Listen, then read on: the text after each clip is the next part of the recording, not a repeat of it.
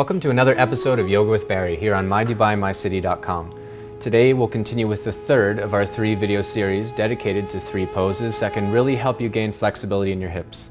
By opening the hips, you can start to alleviate symptoms of pain or discomfort in other parts of the body. If you have low back pain or tight hamstrings, it's most likely that it's your tight hips that are the real source of the problem.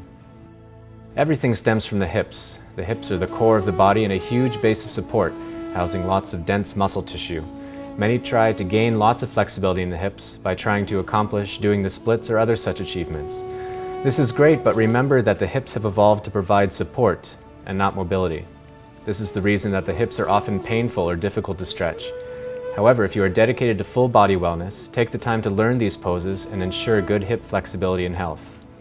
Other benefits from opening the hips, aside from reduced symptoms of pain throughout the whole body, can include better circulation through the body and a sense of emotional release.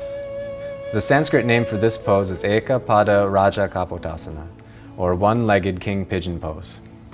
The best way to enter this pose is to move from one of our cornerstone poses, downward facing dog. Swing or lightly step your foot up between your hands.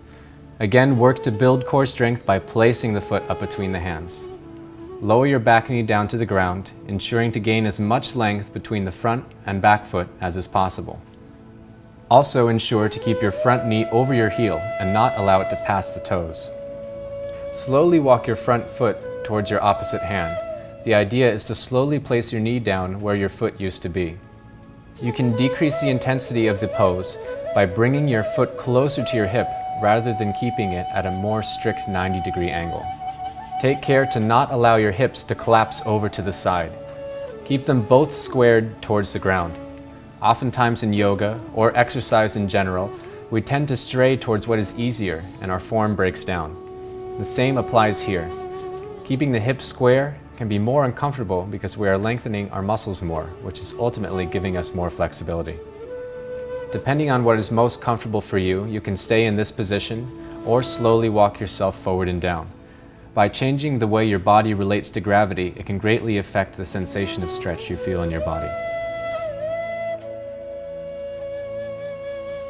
A variation of this pose, if you are overweight or struggle with balance, is to enter through child's pose.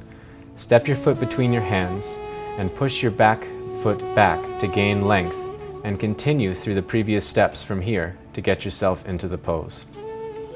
In each stretch that we come into, it takes at least 30 seconds to 1 minute for our nervous system to begin to retrain itself, which means that in order to make flexibility gains, we have to breathe and relax in each stretch for at least 30 to 60 seconds.